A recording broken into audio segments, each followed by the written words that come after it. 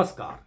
मैं एन झा एक बार फिर आपके सामने प्रस्तुत हूँ एक नए राजनीतिक विश्लेषण को लेकर के।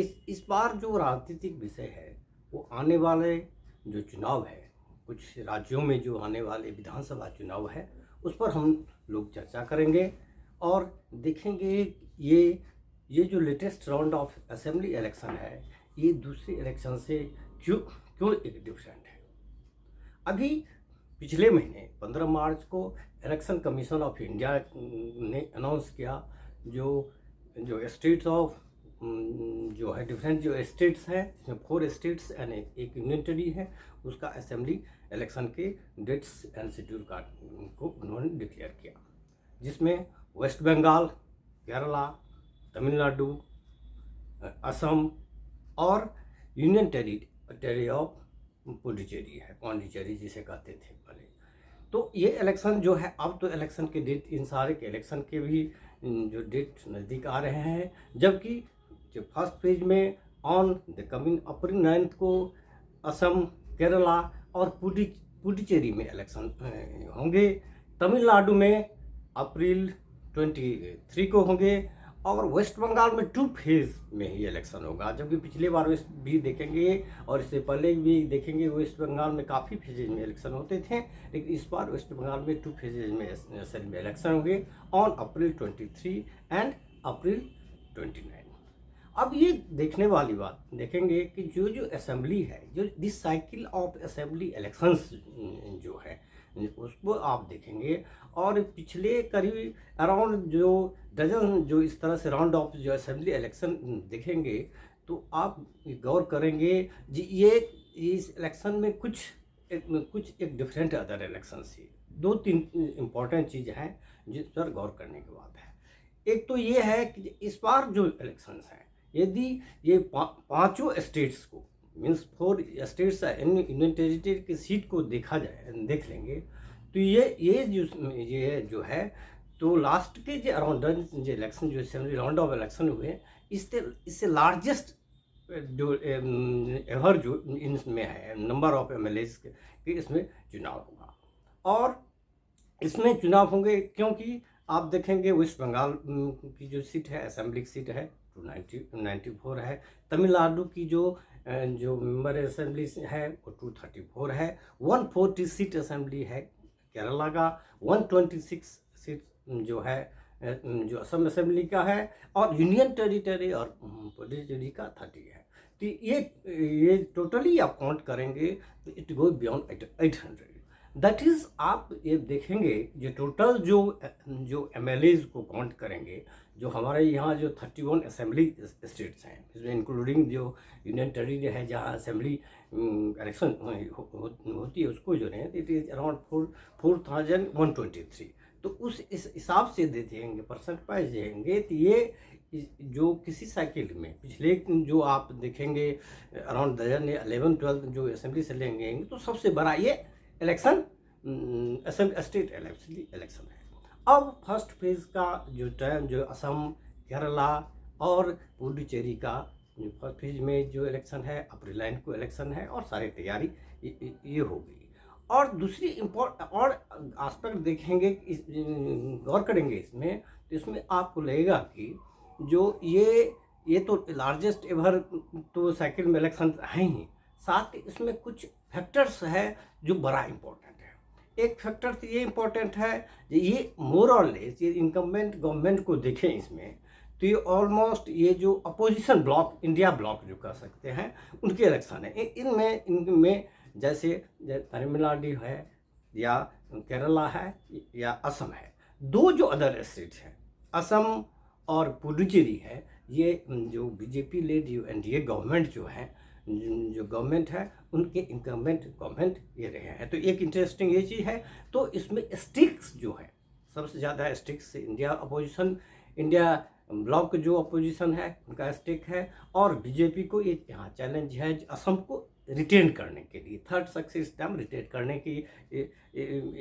इनके पास ये चैलेंज है। और पुडुचेरी में जो ऑल इंडिया जो रंगास्वामी का जो कांग्रेस है AINRC जो कांग्रेस है उनको भी रिटेन करने का चैलेंज है। और इधर देखेंगे केरल में केरल में CPI-M लेड जो लेफ्ट डेमोक्रेट फ्रंट है, जो कि लास्ट 4 डिकेड्स को देखेंगे के लिए एक माने एक पहले अनप्रेसिडेंटेड थी, क्योंकि वो अल्टरनेट गवर्नमेंट में वहाँ ऐसा रहा था। इससे पहले भी देखेंगे तो अल्टरनेट गवर्नमेंट थी, लेकिन उस जो ट्रेंड को चेंज करते हुए जो LDF ने 2016 और 2021 दोनों मिलकर जीत ली।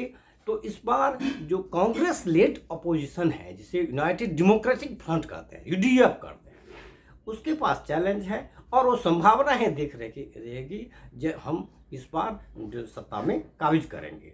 और UDF का कॉन्फ्रेंस क्या है, जो लास्ट ईयर जो लोकल बॉडीज के इलेक्शन हुए थे उसमें काफ़ी अच्छा इन्होंने परफॉर्मेंस किया था। इस बेसिस पर ये उन्होंने कॉन्फिडेंट है, जो हम UDF को कॉन्फिडेंस है जो हम ये इस बार इलेक्शन हमारा कमबैक होगा, आ जाएंगे।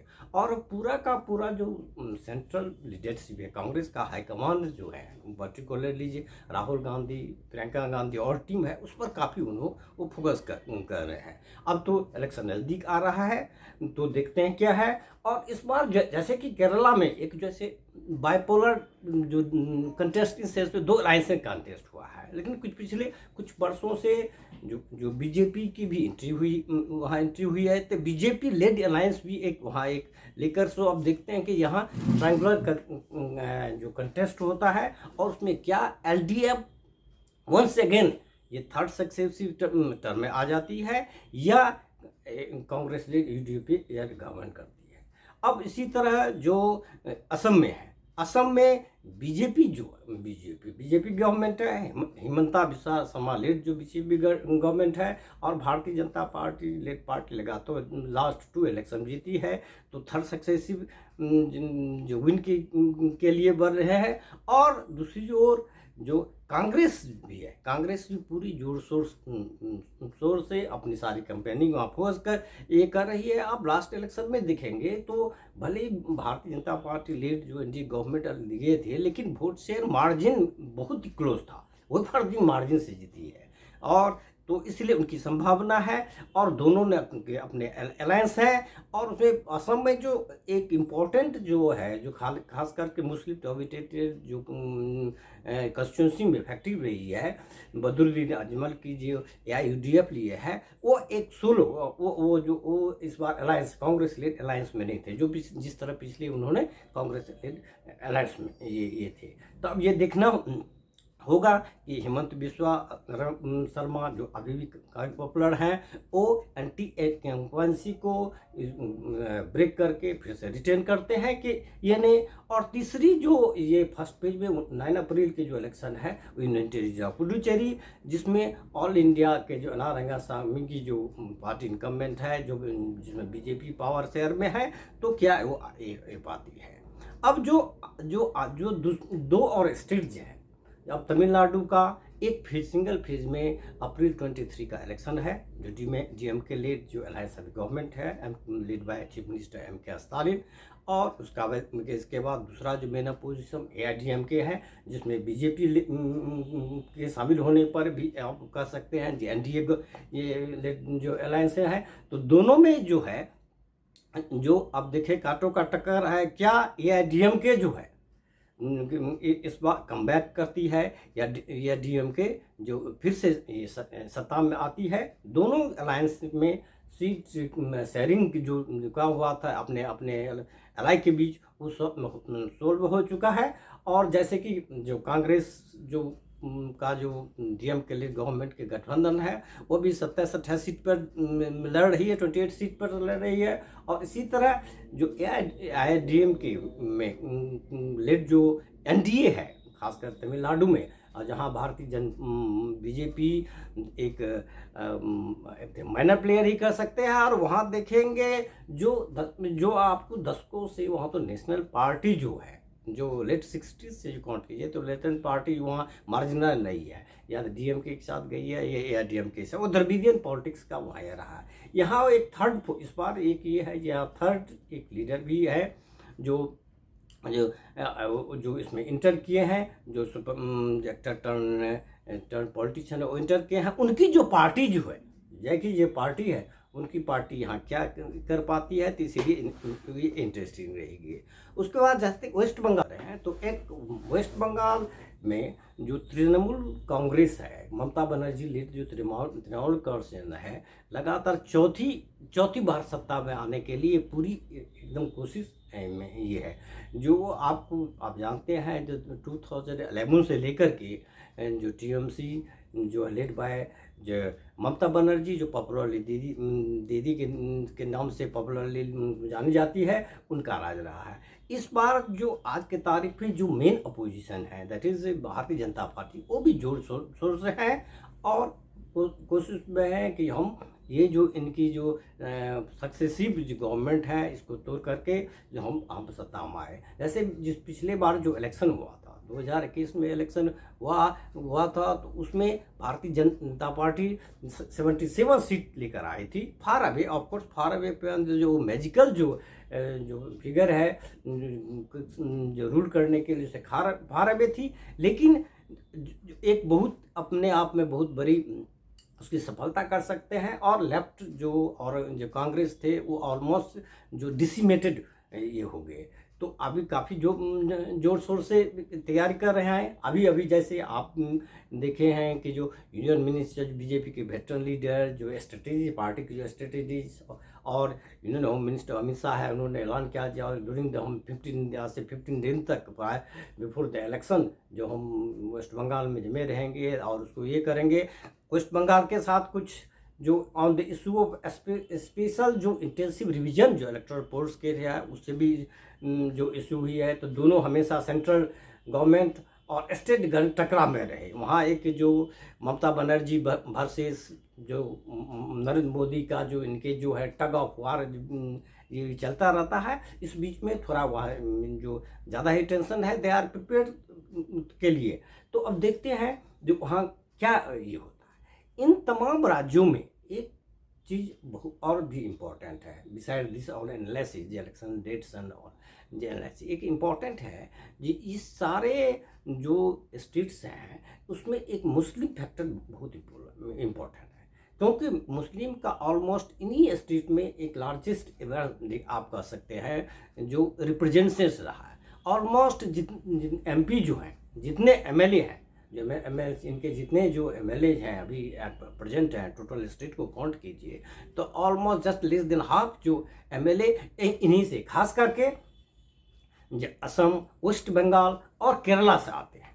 अब जैसे असम जो अभी जो इलेक्शन बॉन्ड असम है, इसमें जो मुस्लिम की संख्या अराउंड 34% करीब के आसपास है। केरल में 26-27 % के आसपास है। वेस्ट बंगाल में 27.5 और 28% है। ये सब आंकड़े जैसे लास्ट जो सेंसस हुआ 2011 के ऑन पे है। तो नेचुरली वहाँ जो है भले ही उस हिसाब से तब भी रिप्रेजेंटेशन नंबर रहे हैं नहीं, लेकिन मैक्सिमम नंबर आप देखेंगे यही जो 3 जो स्टेट हैं जो जहाँ पोल बॉन्ड देते हैं, यहाँ से मुस्लिम रिप्रेजेंटेशन आते हैं। लेकिन वो भी आप टोटली यदि देखेंगे जो 200 प्लस 279 के आसपास इनके रिप्रेजेंट देखेंगे, तो टोटल MLA जो है और जो स्टेट को जो है, जो असेंबली स्टेट जो 31 असेंबली स्टेट है जैसे असेंबली इलेक्शन होती है, उसमें देखेंगे तो ये परसेंटेज इट इज जस्ट 6.8%। जबकि आप जो लास्ट सेंसस कोई ही डाटा को लें तो ऑलमोस्ट 14.5% जो है 15% के आसपास कह सकते हैं जो मुस्लिम की आबादी है। तो ये इलेक्शन करने का अर्थ है कि ये इलेक्शन जो है मुस्लिम रिप्रेजेंटेशन के लिए भी बहुत इम्पोर्टेंट है। अब जैसे आप देखेंगे जो लास्ट बार जो इलेक्शन जो हुए थे, आज जो इलेक्शन के जो 3 जो खासकर 3 जो जहाँ मुस्लिम की स्ट्रॉन्ग हो रही है, मुस्लिम का अच्छी खासे आबादी है। असम में, असम के लिए ये ले तो असम से और में 31 MLA जो है जो AIUDF और कांग्रेस के दोनों के खाते से मिलकर आए थे। इसी तरह 32 करीब जो केरला LDF गवर्नमेंट या LDF के जो वहाँ मिलकर एक मुस्लिम रिप्रेजेंटेटिव था। इसी तरह वेस्ट बंगाल से अराउंड 42 जो MLA वहाँ से चुन कर आए थे। तो ये बड़े इंटरेस्टिंग फेना और गौर की चीज़ है कि क्यों जो मुस्लिम रिप्रेजेंटेशन के लिए क्यों ये बहुत उनके लिए भी इम्पोर्टेंट है। जो इंडिया ब्लॉक के लिए तो इम्पोर्टेंट है। अब केरला में इंटरेस्टिंग है जी, इंडिया ब्लॉक के दो घटक जो है आपस में रह रहे हैं। एलडीएफ जो है, जो अभी जो सत्ताधारी एलडीएफ है led by communist party Marxist PIM, उधर यूडीएफ है लेड बाय कांग्रेस। इसी तरह आप वेस्ट बंगाल में देखेंगे तो टीएमसी अकेले 291 सीट पर है। 3 इन्होंने झारखंड जो दार्जिलिंग वेस्ट जो उनकी पार्टी है उनको अपने अलाई को दिया है, और लेफ्ट कांग्रेस का अपना ये अलग है। तो वहाँ जो भी देखेंगे इंडिया ब्लॉक के जो कंस्टिट्यूएंट्स हैं एक दूसरे के जो के विरुद्ध ये लड़ रहे हैं। तो ये इन सब देखने से एक मुस्लिम फैक्टर्स के और नंबर ऑफ रिप्रेजेंटेशन ऑफ जो एमएलए करके देखेंगे तो ये जो अभी जो अप्रैल में जो इलेक्शन है, अप्रैल 9, अप्रैल 23 और 29, ये 3 डेट में जो 5 स्टेट्स की, that is 4 states and 1 unity की जो इलेक्शन है, ये कई मायनों में ये बड़ा इम्पोर्टेंट ये रखता है। यहाँ से एक फैक्टर तो ये हुआ जो अभी जो रिसेंट जो इलेक्शंस हुए अराउंड द डेज इलेक्शंस हो गए में ये सबसे as far as number of MLA is concern, तो एक बड़ा एक लार्जेस्ट एवर है। यहाँ आप देखते हैं कि अनलाइक जो जनरल इलेक्शन जिसका एक फिक्स टर्न पर होता है, हमारे यहाँ जो